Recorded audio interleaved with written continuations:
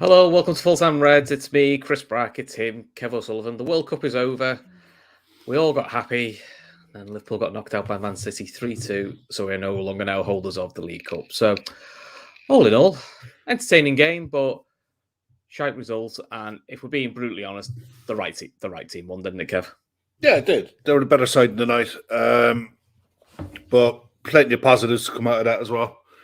No need to be too downbeat about it. They were phenomenal. At times, they were unplayable in the first 15 minutes of that game. And look, get into the starting lineups and what have you, but that was as intense a game as you'd see any time in the league. If it was a league game, that was full on, full throttle, heavy metal football, whatever you want to call it, but it was intense. And that'll probably stand us in good stead going forward because there's definitely players you could see that hadn't kicked the ball in a while, especially hadn't kicked the ball in a while in anger, and they'll come off the field tonight a lot better for it. But disappointing result, but one you can't really argue about if you're being really honest about it. I think that's a disappointment. Is you me with message of the game. We always look second best. Now listen, City can do that to you, and we haven't won at City since 2018, was it? When we got to the final in the Champions League. Yeah, when we got to the Kiev final. That's the last time we've won this. We don't win there very often. No. But I'll be honest, Kev, I said to you, I'm just sick of being the bridesmaid to them. It feels like it just feels like all the fucking time. I think that's why I'm just a bit. They're just that damn good. What can you do? I know. But the problem, you don't get to go out and buy a Kevin De Bruyne. You don't know. He was outstanding. He was outstanding. But again, this where I can understand the frustration of people with the current club situation is we're relying on Keita coming on, who to me will come. Let's just start at the start. Go back and start at the start. So starting 11 came out. There was lots of Twitter rumors of lots and lots of players being crocked. It was never quite as bad as we thought. So we had Keller in goal, no surprise there because Keller gets all the cup games. Milner at right back, no Ramsey. Trent not in the squad, which is a little surprising. Gomez and Matip makes sense. Robertson at left back. So with the exception of Milner at right back, only because I thought this might be a good time to get minutes in Trent's legs. That was fine. Midfield did concern me. Thiago, very good, but then it's two youngsters then. Bajcetic, I mean, I felt for Bajcetic in that whole game, actually, because that whole first half, because it felt a little bit like when we threw Tyler Mortar away at Spurs. It probably wasn't the game to throw him in. Or if you're going to, and with nice respect, have Henderson or Fabinho next to him. Give the lad a bit of protection. And then the front three was Nunez and Salah, and then Carvalho. You, me both thought maybe Chamberlain would have started on the right, but he went with Carvalho. And then City's team was pretty strong, to be honest. So John was saying, why is Ramsey not playing? If he can't play in the League Cup, when will he play? I think because we're playing City. So I think that's why he's going with experience. And also, Ramsey's still coming off a very bad ankle injury. So you don't know what minutes from his legs. It was interesting in the friendlies. Didn't start any of the friendlies and was only limited to half an hour. So again, is that building his fitness up? Is that just, that's what we have to ask. I do think, there were certain players I think someone like a Trent should have been at least in the squad, unless he's injured and we don't know about it. But this is an awful lot of it. We don't know what's going on inside the club, and the fact that nobody does, it leaves everyone guessing. And you can only go by what you see. And if someone's not playing, there's a reason for it. Just because we're not being told about it doesn't mean that there isn't a valid reason for it. Virgil comes back. He said at the start of the game in the pre-match that he wanted to give Virgil an extra couple of days. Yeah, that's no problem. I had no problem with that. Virgil made sense because he's played a lot of minutes for. Yeah. Well, he played every minute for Holland and he's played every minute for us. Yeah. So his made sense. But for me, all of the changes tonight, bar the James Milner because of injury, every single one of them was planned, and you could almost tell it was planned by the way Carvalho was pressing in the first half and how many sprints he did in the first 45. It was almost always a case of, look, you're going to do 45, and so in that 45, you're going to be the main aggressor, the one who's going to run the most. And he did. But I was looking at that midfield three and I thought, oh my God. I looked at the City midfield with Rodri, Gundogan, and De Bruyne, and I thought, here you go. The thing is with Stefan, it's like sink or swim. This is the level. and he will be better for it. But yeah, he'll learn from it. I just felt we could have helped. Sitting on the sideline watching a game or being in a game and being protected. It's like, no, this is the level of what you're going to need to be at over the next 18 months if you want to become a regular in the first team squad. Yeah, and I'd rather take the risk and show him that in 45 minutes of a League Cup game than have to do it in a situation where you're just dropping him in it like you did with Tyler Morton against Spurs because it's a league game. The league game is the be all and end all of everything. It's not. The League Cup is nowhere near as important. So if you're going to take, calculated gambles, you do it today. You don't do it. Yeah, possibly. In the league, I just think Jonathan is saying like annoying, but probably best at the cups. 3 League Cup games in January probably do us any favors. They probably don't. But we was talking about this last night, me and Gav. We ain't gonna win the league. We're in a top 4 race. So what you should be looking at as a club is if you can't win the big ones, make sure you tick them over. Make winning a habit. Listen. We could have played our best 11 and still got beat by City because they were very, very, very good tonight. So don't get me wrong. This is not like going, if we just play best, we'd have guaranteed a win. But no, far from it.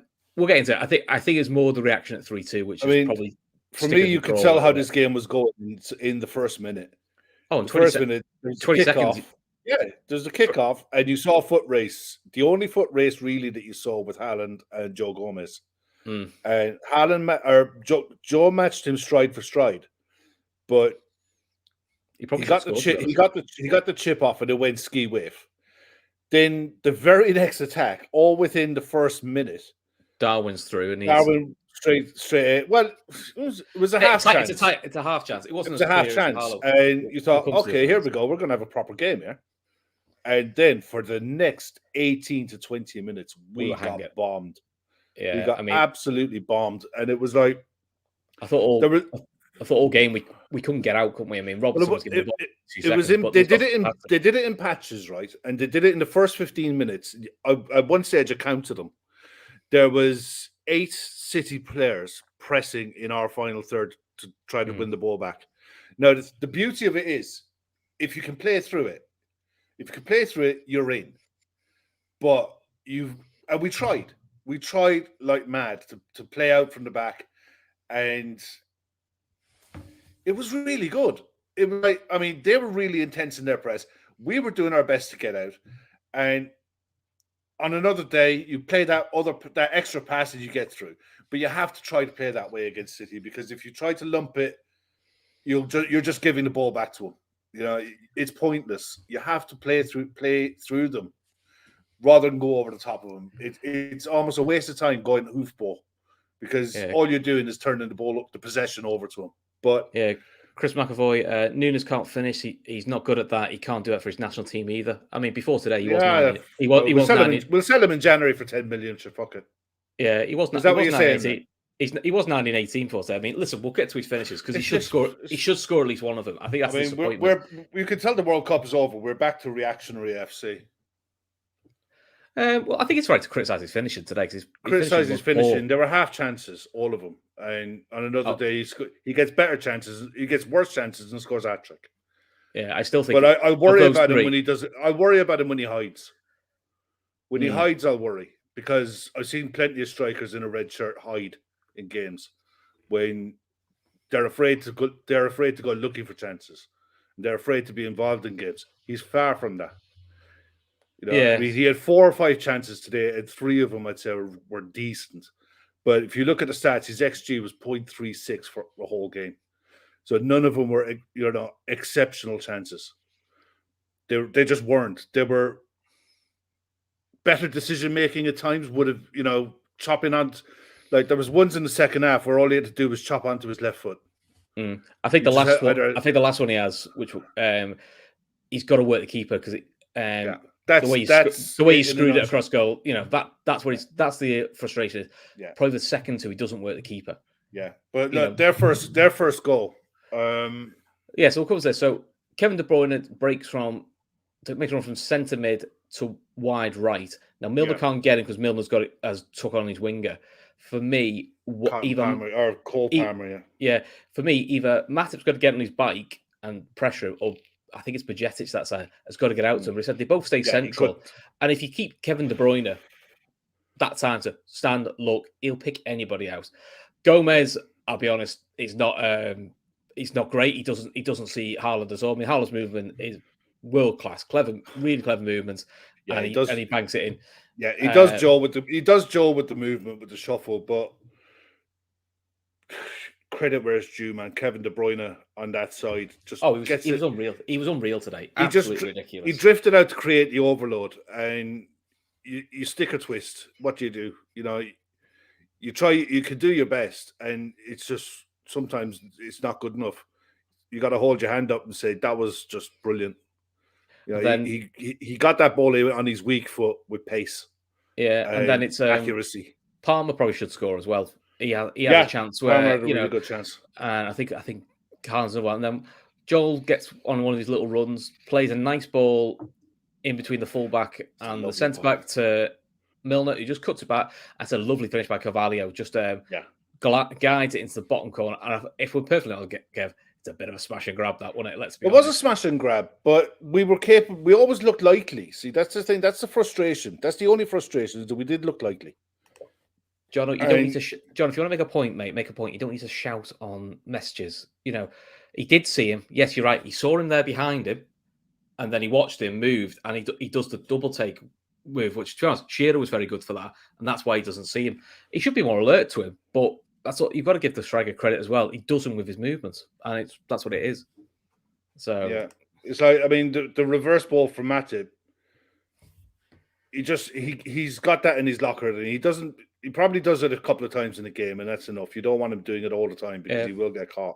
Patsy, Reaction FC, half chances. Seriously, Kev, they were 3 great chances and should have been scored. But Kev's going off what the statistics are in the XG, which is the shots from the shots from angles. They're not like, to me, it's not a tap-in, is it? I mean, to be honest, the one he probably should do the best with is probably the most difficult one, which is the one late in the first half. We'll get to that at the end of the first half. Yeah. Right, that was probably the next thing that really happened. I mean, it was taking over. City did pretty much bossed the first half. Then we got that free kick. Robertson puts it in, and he sees that's the one that would probably frustrate me more with Nunez, is that he sees that one all the way, and he times his run perfectly. You know, any good solid contact with your foot, and that goes in. You know, you have to get that on target. That was probably his best chance. Yeah, the rest of them. John, I know you say you don't care if it's a smash and grab who goes City and dominates. Well, teams have gone City and dominated, but also I've got to call it as I see it, which was we were nowhere near City's level at 1-1, and that's what you just call it. You see it. I'm not in the first half anyway. I'm not upset that we got in the half time 1-1, but you and me were both saying like, God, you know, they could have had 4 or 5 first half. And that's just generally how well they played. Yeah. You know, so you've got to. I can't like sit here and say, you know, we're unlucky or things like that. You know, we were lucky to go in at half time 1-1. Now, listen. I mean, no, I don't think we were. I mean, we defended really well. There were real patches in that first half that we held them off really well. Even when we made the change, when Milner went off, and I was like looking at it, I thought, well, if Calvin Ramsey isn't coming on for James Milner here, what's the point of him being on the bench? Something's not right there. I wonder if it's too many. I wonder if it was too many kids. Look, yeah, that's probably half of it. But hopefully, someone asked Klopp in the press conference after what was going on there. But Joe Gomez went out on Palmer, and he did a lot. He did a lot better in the rest of the first half on that side than Milner did, which is kind of obvious. Look, he's just a better defender, and he's got pace. You know, James Milner will try his heart out, but he just doesn't. He'll read the game pretty well, but he doesn't have pace, and he's a jobber, you know, and that's what he is. But Nat Phillips came on, and Nat Phillips did right actually. Nat Phillips did really well, yeah, for the whole game. I'm not a massive Nat Phillips fan, but I thought he did really well when he came in. He did himself no harm whatsoever. If he's looking for a move in January, he was composed on the ball. He took the ball in tight areas. His passing, his distribution was really good. His one tackle on Haaland where he read Haaland, fed him down on the outside onto his right foot, away from his left foot, and got a snap tackle in. That was spot on. That's exactly what you want to do. You know, he did a brilliant job for someone who probably wasn't expecting to play. Yeah, Chris, we got battered by City. They still had their first team on the bench and could have gone up 2 levels. To be honest, we had half our first team not even in the squad. You know, we had no Alisson, no Van Dijk, no Canate, no Trent, no Diaz, no Jota. We can all do ifs, buts, and maybes. Their squad's just deeper. But, you know, wasn't like we played our guaranteed first 11 and that's it. Well, we got to half-time. It was 1-1. And how can you put it? The changes that came were probably predicted. So Ox came on. I was surprised he didn't start, but you know, fair enough. He brought in Fabinho came on for Bajcetic, which I think was the right move. Yeah, that was the right move. He's on a yellow as well. And look, like you said, it's 45 minutes where he probably won't play a harder game of football. Yeah. Jake saying, lads, not trying to be negative, but today show the same problems we've had all season. We definitely need signings in January. Otherwise, I'm not going to read the rest of that. Yeah. But no, you're not going to get an argument there. You're not going to. I'll be honest. That's probably the last time we'll bring up the whole transfer chat. I'm not being rude, but we've done it to death. We all know we need to sign someone in January. Kev knows it. I know it. Everyone knows it. Kev's been saying it since the summer. But if we don't, but there's no point. I haven't got the energy to sit and moan about it. If we sign him, because I just haven't got the energy. You know, hopefully we do. If we don't, then on Klopp and FSG's head with it, that you've got to make sure you get top 4. Because if you don't, it'll knacker the value of the club, which means they won't get as much money when they try and sell it. So, you know, it's up to them to do that, really. But yeah, let's just concentrate on the lads we've got, and look, they've got to find a way of working it because we've got Leicester and Villa before the transfer window even opens. So, yeah, you know, what we do. To be honest, there is no real signs coming from anywhere that anything is being lined up for early in January because you still have to get 1 or 2 players out. Yeah, Jake saying, Chris promised, I don't think our coaching staff think we need new players. Well, I think they do because the manager admitted it. He just admitted it 10 days before the window closed. He changed his goalpost quite late, and that's not even inside knowledge. He came out and said it. We need to go for a midfielder. But what's his name? Said it yesterday. Yeah, but saying it 10 days beforehand. And look, you know, Linders, who's his other fellas, also said Linders said it yesterday, for God's sake. Yeah, so they know we need it. They're not stupid, but at the same time, they're not going to go out and say, "Look, we got a big ball of cash, and we're going to be looking to spend it in January." I'm pretty certain they don't have a big ball of cash. You know what I mean? No, but you know what I mean. You don't do that. You don't go into a pub with a wad of 50s and say, "Look, here, I'll have a glass of Coke, please," and take out your 50. You know what I mean? It's just the way. I've seen you in pubs, Kev. Clubs don't talk about what they want to do in the January window, and nobody does. You know, it's not saying like you're not going to get any club is going to come out and say, "Look, yeah, see that guy over there playing for Ajax, we really want him." You know, it doesn't happen in public like that anymore. You know, those days are gone. You know, it'll happen behind closed doors. And I hope it happens that it'll just go bang, here, have it. You know, but we'll see. I mean, there's going to be plenty of time to talk about that stuff. Oh, that's probably the whole agenda. That's all we're going to talk about. That's why I don't want to talk about it now because I know there's no point. I know we've got a whole month of talking about this. I'm like, look, changes came at half time, and they made sense. We thought, this will make us more solid. 20 seconds in, Riyad Mahrez 2-1. You're like, and I text you, for fuck's sake, man. 20 seconds.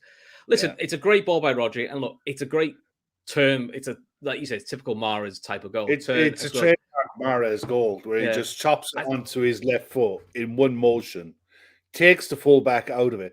The argument is Robertson should be probably a yard closer. He's got to see the flight of the ball and get closer.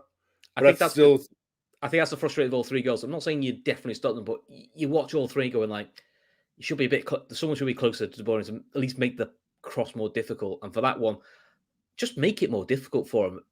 Because look, if you give him a chance to do that, it's a great finish. But then, to be fair, you know, give Klopp his credit. Brings Chamberlain for Carvalho, and he plays a lovely ball down the line to Nunez, who smashes the ball across. When I've seen the replay now, I actually think he's shooting. I think it's just a really shit shot, and Salah taps it in. Luckily, he hits it with the outside of his foot, outside of his right foot. So I think, I still think he's playing that back. If he shanked that badly, then there's a real issue. I think he did shank it that badly. No, I don't think so.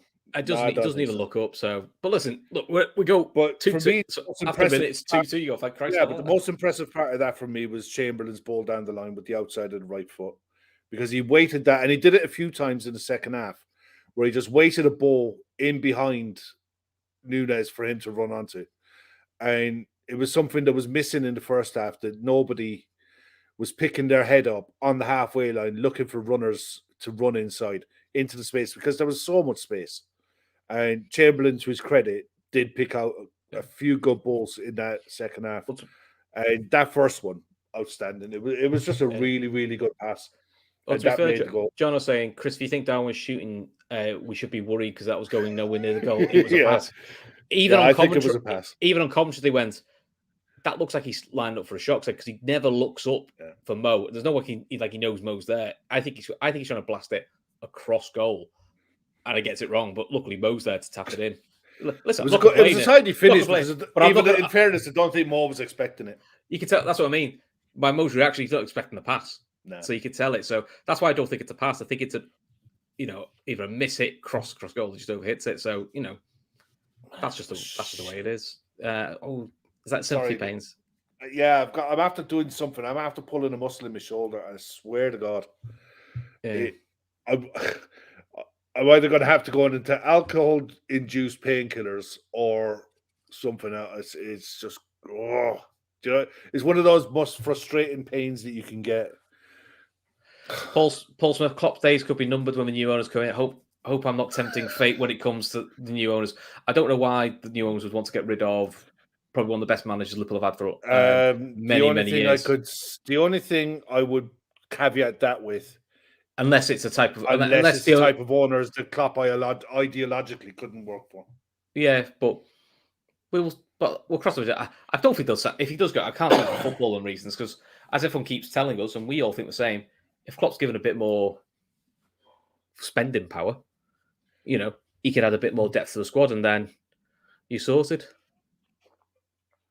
Right, Gav, we need to sub Kev out. Is that because he's injured?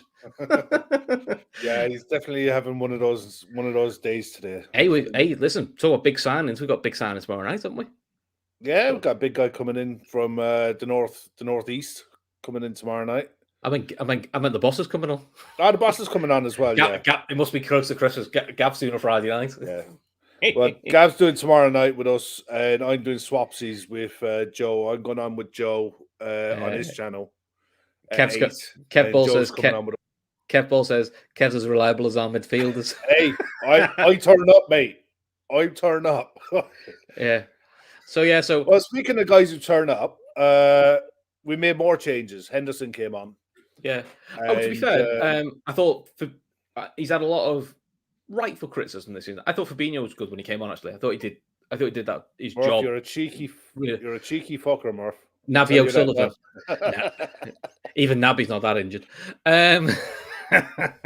Yeah, I thought he did well when he came on, Fabinho.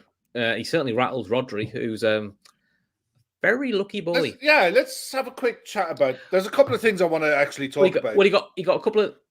I think Carvalho niggled him a couple of times, but he kicks out at him. Which he kicks out in the first half. I think it was Carvalho. Was it Carvalho or Elliott? No, it was Carvalho. Then it is a foul by Fabinho. Yeah, it's a strong tackle, but it's a foul and maybe yellow. But again, it's a push and a reaction going like another day. Those reactions you could get else up. I mean, look, this is not the reason we didn't win the game. But fuck me, David Coote's shite. But we thought that for a while. He's terrible, both ways, because the stuff he gave us, where you're going like, it's so obviously a foul, and you made up because you've got it, but he was dreadful. I look at this, and you're back in English domestic football with referees like him. This notion that you're letting the game flow, it's absolute bullshit. He let the game throw until he got to about 60. Then it was silly, niggly free kicks he was given, silly yellow cards for not very much. I was like, Jesus, wept. Do you know what I mean? Yeah. It's like he's so. Look, Rodri should have been off. At least 2 yellows, if not 1 straight red.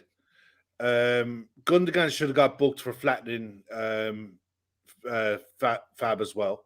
There was fouls that they should have been given and as well.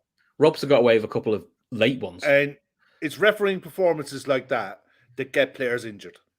Yeah. I'm convinced of it. You're going to see a player somewhere in the league is going to get done and have a bad injury because of inept refereeing performances like what we saw again tonight.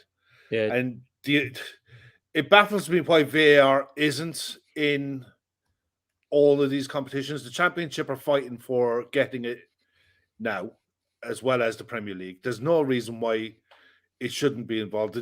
All of these games are covered by TV. It's shocking. I get the other ones of the FA Cup where you probably can't have. If you go to a non-league side, they're not going to put VAR in, so I get that. But there's two Premier League sides. Yeah, John said there, Harvey Elliott got a bad injury, nothing changed. To be fair, I think that was more unlucky. I mean, I said it at the time, it was a foul, it was a red card, and it was, but it wasn't trying to be excessively forced. It was one of those. What I'm saying is they're allowing the game to get to a stage where you get a kick-off. Where it goes off kick-off where you get someone really kicking off. Yeah. Because that wasn't a nasty game tonight at all. No, it was just Jake's asked us, is Carvalho injured? Didn't see a reason to take him off. I got the impression of subs at half time. Well, I got the impression that Carvalho might have been a bit of a pre-arranged sub. I think certain players, it was guaranteed. Yeah, I think minutes. Stefan was as well. He might have been. I mean, I thought he was just coming off because he had the yellow anyway. So I thought that might have been. Yeah, I just think it was more a case of, look, tonight was all about getting enough minutes into players' legs who need them. And that's why I go back to saying what I said about Carvalho in the first half. He ran his socks off in that first half a lot more than what you'd expect from someone playing in the left wing. It was almost a case. That's why I think he knew he was only playing 45. And I think it's only right that if you're going into this period of games where we've got a game on the 26th and a game on the 30th, odds are you're going to need Chamberlain to have had some game time before the league games. So at the moment, it kind of makes more sense. Chambers' your wide option now, isn't he? That's what he's going to become. And I thought he did okay. I thought he was fine tonight. A quote from Klopp: "First 15 minutes we had problems. City played too often through our midfield. We weren't compact enough." I mean, if you play a 19-year-old, 18-year-old against City, I mean, I'm not being rude. No, I don't agree with that at all. The problem in the first half was how easily City were able to get the ball wide. It wasn't the case that we were compact. City were able to get the ball from left to right and right to left with one switch, and they did it so many times. That constant switch over to Palmer on that far side was always on because we were too narrow. Two kids for City actually were good. Palmer and Lewis, the right, he looked really good. But they're in safe positions. You know, they're right wing, right full back, and left forward. It's not like you're in the middle of the park in the business end of the pitch. No, but Klopp on the goals. The goals we conceded were all completely unnecessary. It's a result we'll have to live with. Yeah, I can see where he's coming from. Let's talk about the third goal then. Yumi, because I know Yumi disagree on this. It's a very clever, quickly taken corner, but it was about the third or fourth time they tried this. So I kind of felt Liverpool should have been switched onto it because they knew that's what the idea was, to get De Bruyne free to whip the cross. I mean, once the ball's going in, it's undefendable. It's absolutely undefendable, the ball. But it's just, can someone get out quicker just to put a bit of pressure on him? Even, look, it's Kevin De Bruyne. He may still put it there, but don't make the lads don't make the lads' life easy. No, I think it was the first time they'd done that corner routine in the game, that short corner. No, the commentator mentioned that they did two in the first half. They just ballsed the ball. They ballsed it up, but I'm sure they would have targeted at the first opportunity after changes were made. And the changes, we just made changes, and it was almost a case of everyone trying to get organised in the box rather than someone seeing Palmer going out there with him. But I don't care who you are. If you'd have got it from the time he took the corner to the time the cross came in was less than 3 seconds. And unless you were putting two out there, you're not stopping that. And the only reason you put two out for a corner is if their side is constantly taking short corners, and they just weren't. You'd always only ever put one out. And the cross that came in, they targeted that run around the far post with three players running off it. And when they showed a replay of it later on, They had two free at the back post. They had two free at the back post, but Nat Phillips was fouled in the air by. It's one of those clever blocks. You never get them. You never get them, but it's a clever block. Even VR wouldn't disallow. It's one of those now that they're trying to phase out of the game. Yeah, because what I would say, if you look at the run Aki makes, he does go past two Liverpool players who don't think to have the alertness to follow him. They just switched off for it. I think that's where Klopp thinks it's avoidable. Thinking to me, the quality one of them in the middle should have followed him. The quality of the ball, even Phillips had that nudge. He's really good in the air, and he normally has a really good leap, and he just skimmed the top of his hairline. Yeah, that's how flat the cross was, and the pace that was on it. And Aki should have had one in the first half. That was just a brilliant cross. Jake with more updates from Klopp. Trent was ill. There we go. That's why Trent's not picked. Makes sense. Like Oxlade-Chamberlain yesterday. That's probably why Oxlade didn't start. We knew about Virgil because he said Virgil came back 2 days later. I think they give him a bit more of a break. And Konate, no one expected Konate. No, Konate's not back until next week. I don't think you see Konate until the Leicester game. Yeah, well, apparently he's at the earliest. He's back after Christmas, so he's back I think Monday. So he might be back. I don't know. We don't play on the do we play? Yeah, we play on the 26th, don't we? We play on the 26th. City don't play now until the 20th. City now don't play until the 28th. Yeah, Ibu will probably be back. I think he's back at the club on the 27th. You know, he might be back in training for the 27th. So he might be available for New Year's, the day, the first game after New Year's. I think it's the 2nd of January, maybe. Derek's asking how come VVD didn't play like Aki did. I think it's because VVD's played every minute in the Premier League and he played every minute for Holland. So I think he's got more minutes in the legs and he's older. So whereas Aki is in and out for City. So I think he's just managing minutes a little bit. And I don't think. I mean, look, I personally would have started. I would have wanted to see Alisson play tonight, and I wanted to see Virgil play tonight. But look, to be fair to Keller's the reason. Keller did well. Keller's also the reason why it's only 3-2 because Keller made two Chris, or three it's nothing to do with Kelleher's ability or anything like that. No, it's more to do with Alisson getting his eye in. But Keller, I was impressed with his distribution again. His calmness on the ball. Made a couple of good saves. But there's a big one first off. There's a big one late on. And there's a big one from Fabinho late on from De Bruyne. Yeah. I don't know you're saying there Kelleher was our cup keeper. Yeah, I know, I get that. But there was a game there. Chris, I said it to you. It was the League Cup semi-final against Arsenal, the 0-0. Alisson starts that one because he's just coming back from coming back from injury. And then Keller got the semi-final and final, I suppose the thing with Alisson is he played every game for Brazil, so he's only a week out. So he should be fine. Do you really lose your eye out? Whereas I suppose Gomez, Matip, Milner, yes, they've had a month of not playing, but I suppose it's a month of also getting a bit of a ring rust out of your system. Patsy, Chris will go ham on Naby in a minute, but the reason why Naby came on is pure and simply because Thiago couldn't do 90 minutes. Oh yeah, he's only come on to give Thiago. He's coming on to give Thiago a break, and that's going to be his role going forward, is to come on and give players rest when he can. But I don't think it was anything to do with putting him in the shop window or anything remotely like that. It was just he won't be shot with them. No, someone had to come in to midfield, and there was no one else. Plus the other big problem is, which is annoying, is the lad who probably would have come on for him is bloody what's his name, Curtis Jones. But once again, I don't even know. Curtis Jones hasn't trained for a week, so I don't know if he's ill. I don't know what he's it injured. is. But again, Curtis Jones, unfortunately, he's getting his reputation where he's picking he's getting a bit of the Darren Andersons about him. Yeah, weird illnesses, odd injuries, where you go like, he needs a run of games, but to get a run of games to get a Liverpool career going. In fairness, he'd be one that I'd look to shift out on loan in January to make space in the squad. He might. I don't think he's injured, Kev. I think he's ill. I think it is an illness. I think it's an illness. It's a virus. Because Klopp did mention after the Dubai game, he said when one of the players said, "Oh, please be back next week." He said as long as we avoid the illness that's going around. He said that's a throwaway comment, and I don't Yeah, And there's almost clearly, definitely something that's going around in the squad. It's and you look, anyone who's in the chat who's got kids in school know, especially at this time of year. I've had all of my lads have had it.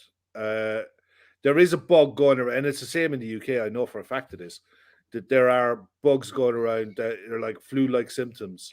which you think are COVID, And but not COVID. It's they're not COVID. But when they go around, if you get them in a club, once they go around the houses, it's 3 or 4 days, but it's really contagious. And everyone everyone that I know that's come in contact with this bug, be it here, and I know plenty of people in England as well, it does go around the houses.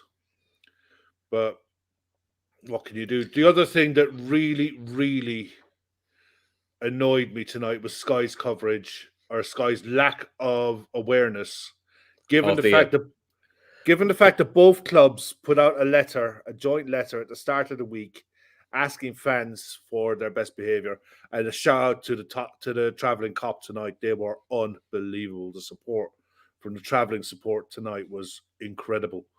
But it took 3 minutes and 30 seconds for the poverty songs to come out. Yeah, and they didn't stop all game. And I think that's why some fans, when they've wrote a letter and everything like that, I think people are like, do you know what? It's going to do nothing. If anything, it just geared certain dickheads up more just to do that. Yeah. And that's just look. I know every fan base, we Liverpool fans have an element of this, element of dickheadness, but I wish they start calling it out, because then it's in a way. That's the thing. If you shut up about it and you don't say it and you don't call it out, you get away with it. You nothing will happen. But the more people that call it out. Yeah, John, I know you're saying you'd say you sell Jones. I don't think we can. Think about it, Kev. I don't think you can sell Jones, because I think you need him for the home. I think we need him for the homegrown quota. It's not just that. He's too young, and he's talent there. 21, isn't he? So yeah, there is definitely talent there. He's way too young to be bidding off, but he definitely needs to figure out a way of getting real meaningful minutes, real meaningful games. Be it half a season, 10, 20 games on the bounce somewhere, and it has to happen. But for even, pardon me, even for us to even contemplate signing anyone in January, we have to make space within the squad. Well, there's one space in the squad anyway, because I've only got 24 registered. But if we want two players. We need two. So then I'll be honest, if you need two. But Megan, you're spot on. It's probably City fans again let themselves down badly, let their club down badly. But as usual, the people who you need to say it are tone deaf, and they didn't hear it and they didn't acknowledge it. They'll go very arse and Wenger, don't they, over it? Yeah. It really absolutely boils my blood. Yeah. Then, if I'm honest, Kev, didn't think the game drifted out then, didn't it? Yeah, I think that's what annoyed me. I think that's why I've come on a bit pissed off. Is apart from the Darwin chance where he has to, I know at the angle he has to work the keeper. I think it was his wrong foot anyway. No, that was his last one. He was looking. He really timed the run brilliantly. That's the one thing that he did really well tonight. He timed his runs brilliantly. He got in behind a fair few times, but the longer he waited for that one, it was almost like he needed Chamberlain to come out and in to create the space to play the ball back. But the longer he waited, the narrower the angle got, and he tried finding the far corner, and it just didn't work. Marcus Rashford scored an absolute beauty last night by finding that far corner. 8 times you tell him to do it 10 times, he'll do that once. That's a really difficult one to do. But you're right. You have to work the keeper. If you can't get a goal, force a corner. But it really needed someone to be from the left wing. Like, I hate to speak of him now that he's gone. Sadio would have made the run inside to find an angle, someone to lay off to. Diaz probably would have made it. Diaz and Jota would both have made that run. Chamberlain doesn't have the legs or probably the mindset of a left winger. No, he's not. He's not of that ilk. No, he's not. But Carvalho, to be honest, Carvalho might have made that run because he's more of a attack minded. Yeah, he's more of an attack-minded player. But look, I worry about Darwin if he starts hiding in games. Like I said, there was a lot to like about everything that he did tonight. His finishing, needs to improve. We need goals, and he's going to have to be one of the ones that provide them.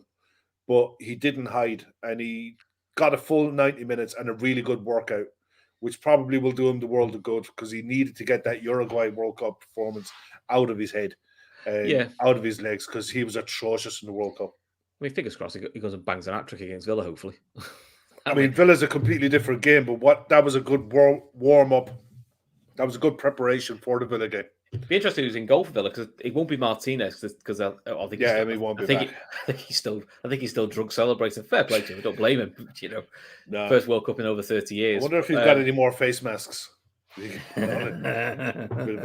of a mad stuff that what's going on over there at the minute. He does. He is properly like all keepers are mentally got that. Yeah, he is though, isn't he? Look.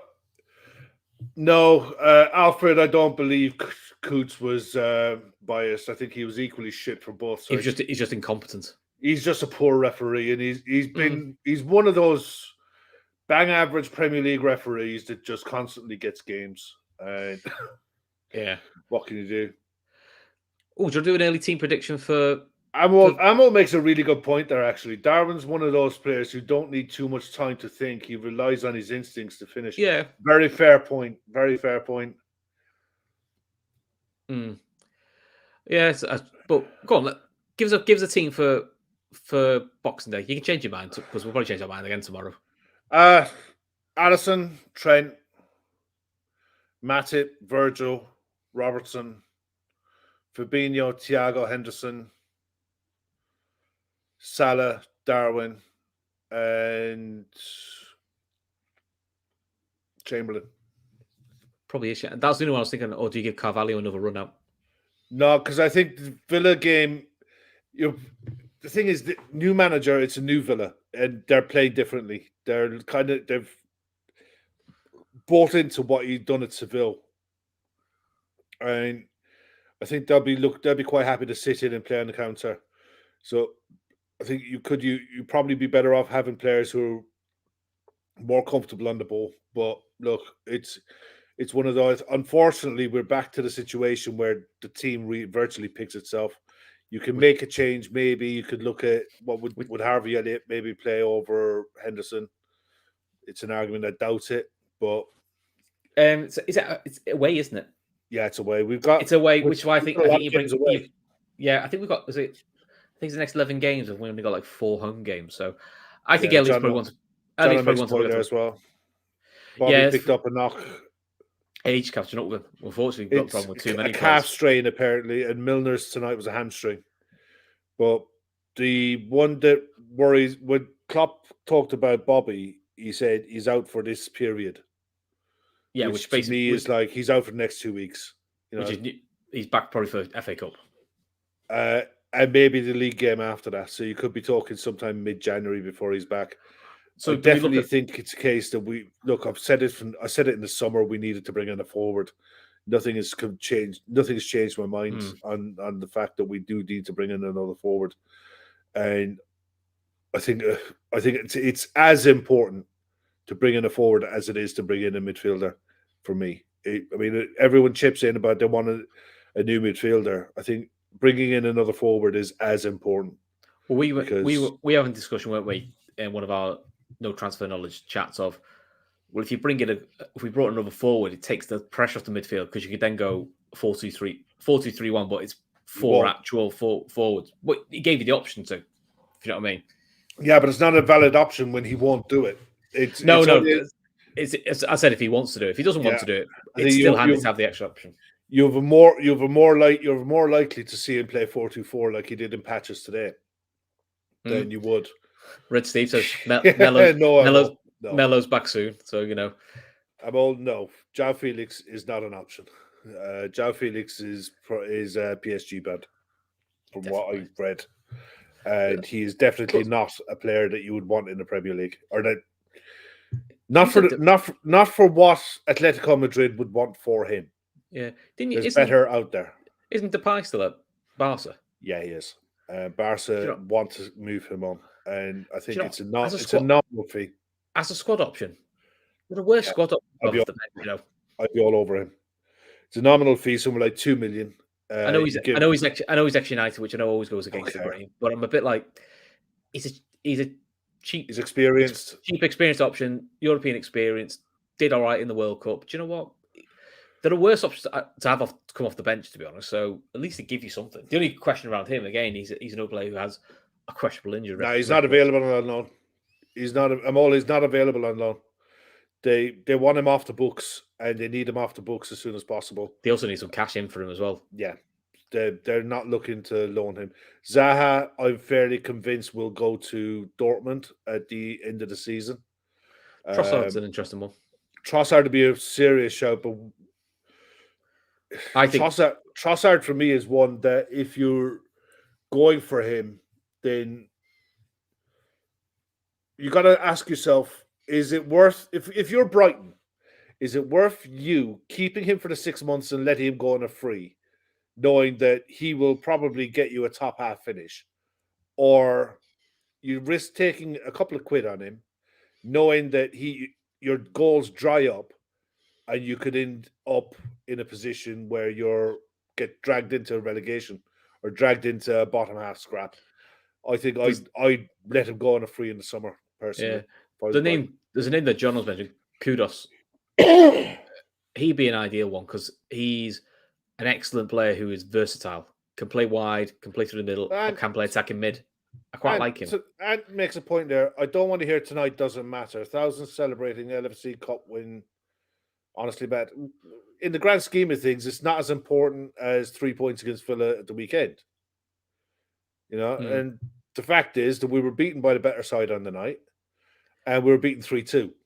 It wasn't a case that we were hammered or we were battered out of it. They won it by a good set piece routine, and we were in it all the way. But I'm not going to lose my shit over a League Cup fourth round loss away at Man City. I can't. Well, I'm not going to lose my shit, but I must admit, I can't deny I am gutted. I am. Yeah, but I'm not going to lose my rag over it. I'll lose my rag if we don't beat Villa at the weekend. If it was Bournemouth, if we'd have lost away to Bournemouth, I'd be more angry. Yeah, but in fairness, look at how well City had to play to edge us out and to beat us. Well, they were better than us on the night, but look at how well they had to play. Because I haven't seen City play that well in a long time, and that was one of the best performances I've seen Kevin De Bruyne put on a pitch in a long time this season. Anyway, that's the best I've seen him play this season. I bet Belgium wondering where that Kevin De Bruyne was, because that wasn't the Kevin De Bruyne we saw. No, it wasn't. Surprisingly. No, far from it. Yeah. And you look at the midfield three, Rodri looked right up for it. Gundogan looked right up for it. You could tell that these players were hurt off the back of their World Cup performance. They come back with a point to prove. But they're old heads. They're experienced. As great as Kevin De Bruyne was brilliant tonight, man the match. But that's why I said to you, I was gutted Germany got knocked out, because I was thinking, I don't want fucking Gundogan playing. I'll tell you what. He makes them tick. He's really, really good. Such a clever one. And that's just a stupid comment. And you're better than that. We're going to have a parade if we get top four then. I'll tell you what you'll do if you don't get top four. You go back to struggling to keep your best players. You go out of the Champions League. Look at Arsenal. Look at what happened to Arsenal when they stopped getting top four. Look up. Arsenal fell out of the top four 1 year. That's all right. It's Arsenal. They'll get back in. They're all right. They're a big club. Yeah, it doesn't take long for one season to become 2 or 3. Yeah, I don't know where I'm getting this idea that we didn't want to get through. We did want to get through, but we've got a call as we see it, which we lost to the better side. Top four is like my big the days of like being able to just dismiss getting into the top four they've been over for so long. The difference between the Champions League money and Europa League money is colossal. It's absolute. It's monstrous, and I don't care who your owners are. It makes a huge difference on what you're able to spend over a period of time. Arsenal went huge this summer because they had no choice. It was shit or burst for them. But for the years before that, they've had to scrimp and save to put themselves into a position where they're able to go for it. If you drop out of the top four for any sustained period of time, you fall off a cliff really quickly. You really genuinely do. Top four is vital. You know, and let's not mince any bones about it. We're 7 points off of it at the minute with a game in hand away to Chelsea. And that's far from a gimme on a good day. Mm. So, you know, we'll have to really go well. And they have to spend. But we'll have to go really well to get top four. And we'll have to rely on others having a drop off. Which I'll be honest, from They're not third looking like it. from third below, I think we're all in that boat of inconsistency. It's only Arsenal and City who have been consistent this year. All the others have all had mad moments and mad results that you wouldn't expect from them. John Summer saying, would you take Gundogan on a free in the summer, lads? I would. That's your James Milner replacement. He's only 31, 32. I know it's an older player, but we need to add more use to the side. But I don't mind. I really like Gundogan. I wouldn't mind him there. I wouldn't mind it. I wouldn't mind him as a Milner. That's your Milner replacement. That's your experienced head to really like him a lot. To use sparingly. You know, he's one of those players that just like he's really good at what he does. You know, he's a very, very good, solid player. But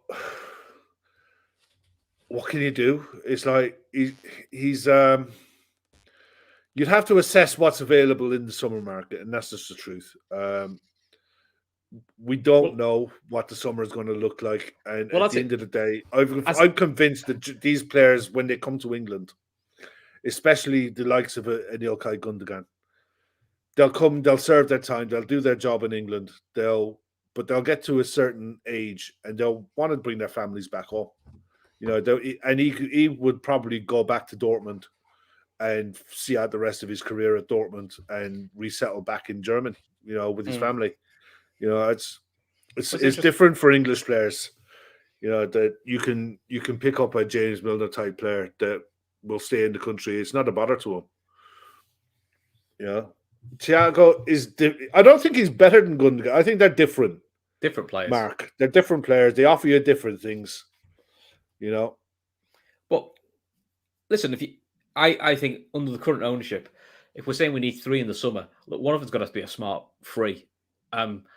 Is that like the risk one you talk about, which is we'll bring in a Gundogan who is a risk because of his age and a slightly questionable injury record for 2 I'll be honest, man, 2 quality ones. When the time comes for the summer, there's got to be a list as long as your arm of who's available, and it happens every summer.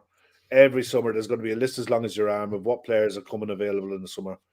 And he's one. I'd be amazed if City let him go. To be fair, because he's one of those. I'm a little surprised they haven't sorted his contract out already. Yeah, he's one of those. But unless it could be one of those gentlemen's agreements where they've kind of said like, we'll talk about it after World Cup kind of thing. Oh, you could go in the summer. We'll let you go in the summer because you want, like you said, I want to go back to Dortmund or. But I think that they're definitely going to lose Bernardo Silva at some point. They have to. They just do. He's been angling for a move, hasn't he? He's been angling for a move for the last 2 years, and I think if you lose Bernardo Silva and Ilkay Gundogan out your squad, they could go ham on someone else. Yeah, Patsy, I know what you mean. We're 7 points off with 24 games to go. It's a long way to go.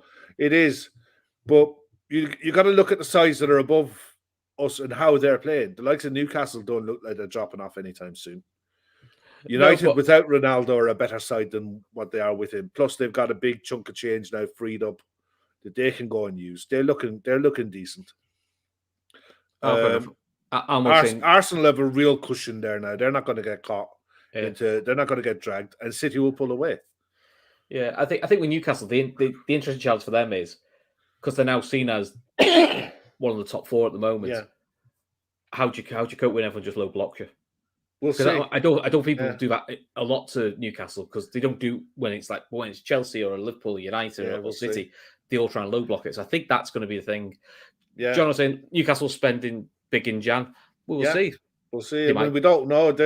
All the talk is that there's a couple of players that they're linked with and they're looking at, but they're just solid. You look at Newcastle and they don't concede many. That's the way you got to look at Newcastle. They look like they can score goals. They've got Isaac to come back fit in the next month or so. They look like they don't concede. They don't concede many, and they look like they're capable of scoring. You know, they're going to be a tough nut for anyone to crack. I said at the start of the season that they go close to the top 4. And we'll have to go well. We'll have to play a lot better than what we've done in the first half of the season, and we've got one hand tied behind our back because of the injuries to Jota and to Diaz. They're huge misses. You know, There we the go. fact The draw's just come out. Man United at home to Charlton, Southampton away to City, Newcastle at home to Wolves. Sorry, Nottingham at home to Wolves, Newcastle at home to Leicester. And That's Newcastle Leicester. So what Yeah, you're probably saying that Newcastle, probably Forest, City and United through? That'll probably be No, I think it'd be interesting to see what happens at Wolves with Lopetegui. He's after bringing in. Looks like they're looking to get Mateus Cunha in the door. If they can get him in the door and get the rest of them firing around him, that could be an interesting tie. Wouldn't like to pick. I think that's a 50-50 one. United will go through, City will go through, Newcastle will go through, and toss a coin between with the other ones with Forest and Wolves. I think. Forest depends on what Forest you get on the day, innit? I knew Forest because of the home side because of flip for coin. I thought I'd went home advantage might suit. That's fair shot. Yeah. So anyway, Kev, it's 11 o'clock. Anything you want to add before we go? No, tomorrow night we'll preview all the first lot of Premier League fixtures we're doing box day up to the 27th. So we're doing up to the City game. So it's the first 10 games. We're going to do the first 10 games. So it's the Premier League. So it's you, me, Gav, and Joe. We've got to talk about Joe's midlife crisis as well, haven't we? Yeah. I mean, we could say that because he's admitted it on social media, so we could talk about it. But it's good to have a Joe. We haven't had a Joe for ages. Yeah, but hopefully we'll have cans as well because it's the last show before Christmas. Yeah, it is. So that should be fun. And then Boxing Day, there will be a full-time Reds. It will be me and you because we're all getting drunk with family. So there will be somebody doing the full-time Reds. And then at the moment, the only thing that we do know is I think me and Gav are doing a history show on the 28th of December. So I'm gate crashing Gav's history show because I quite. That's actually really good. That's genuinely straight up. If you guys in the chat, if you haven't checked it out, the history show that Gav is doing at the minute is basically a week in the life of, and it's a week in the life of the club. And when you go back and you detail some of the stuff that happened, it triggers so many memories, stuff that and I guarantee you'll come out of every show, you'll learn something. 100% you'll learn something. But also, it's funny hearing different people's experiences. Yeah. When we talk about a certain player signing or a certain game, where did you watch it? And people have different views of it, because some people will be like, I never saw it. And as some put in the chat, there were some players we would talk about who were like early 90s, early 80s, who I remember. And there's people in the chat going, I've only been following Liverpool since, the late 90s. So actually, I don't know. Like, we had a big chat about Rob Jones. It was about Rob Jones, wasn't it? Rob Jones, because some people haven't seen Rob Jones. Some people haven't seen Steve McManaman and don't realise Steve McManaman was a great player. He's a shit pundit, but he's a great player. He's a great player. He was a great player. And sometimes you get like that with certain pundits. You forget certain ones were brilliant players. They're just horrendous. That'll be on the 28th. The only thing I'd ask anyone to do is obviously like and subscribe. But if you subscribe, hit the bell icon as well, because when the show goes live, especially over Christmas, because all the days tend to merge into one, and everyone's going to be pulled here, there, and everywhere. But if you stick the bell icon up, it'll remind you when it's coming on. And if you can't watch it on YouTube, get it on Spotify or wherever you get your downloads, and just download it and stick it on in the car when you're out, or you're off for walking the dog or whatever. It's usually a brilliant hour. Definitely worth your time. A lot of work goes into the background as well to doing it, but you love it, honestly. But listen, one quick question: man of the match? Oh, for us, because we didn't play badly for all of the doom and gloom around the chat, and I get it, I do. I'm trying to think. We didn't play badly. We played well in good patches of that game. I thought Keller had a good game. For me, it was Nat Phillips. I thought Nat Phillips did well. I thought Joe Gomez did okay. I'll give it Keller because I thought he kept the score down. But Nat Phillips is also a fair Keller shot. did really well. Keller's distribution was really good. And his shot stopping was when he had a shot to save, he saved it. And he made angles, and he made really well. I thought Thiago. I'm all said Thiago there. I thought Thiago was all right without being. I think a lot were all right. I thought Fabinho had a very good second half. So Red Steve is dead right, actually. Flick it up onto your big TV and sit the kids down and say, watch these two, and they'll educate you. You thought school was over. It ain't. I thought you said, watch these two idiots. I was thinking, how flattering. Watch these two and they're drinking cans, talking nonsense, honestly. I do that without cans. I genuinely think Nat Phillips had a really good game. He did, to be fair. He had a really good game. He was solid. He was dependable. He was good on the ball. His distribution was spot on. He was always available for a pass. His angles were really good. Matip did well. Matip did fine. It was just the thing is, you're asking. I think the problem for me in the first half, especially, showed it. You're asking a midfield to do something that they physically can't do. No, they don't have that. It's not their game. Not yet. And with the best will in the world, it's good for them to see that as players. Say, look, Gundogan, Rodri, Kevin De Bruyne. If you want to get to that level, they didn't get to that level. They didn't start at that level. They got there, but it's a good education for them. And the likes of Harvey Elliott and Stefan Bajic will improve massively for nights like tonight. It's a shame the City fans let themselves down again, but what are you going to do? I know. But listen, join us tomorrow for last show before Christmas. Hopefully Kev will be dying and he's got his shoulder back, but we'll see. Till then, listen, thanks for watching. Like, subscribe. Cheers for everyone. Put your comments in the chat. Makes it good fun for us to have an interaction with everyone. Until then, guys, listen, heads up. Hopefully we go and beat Villa on Boxing Day. Till then, see you later.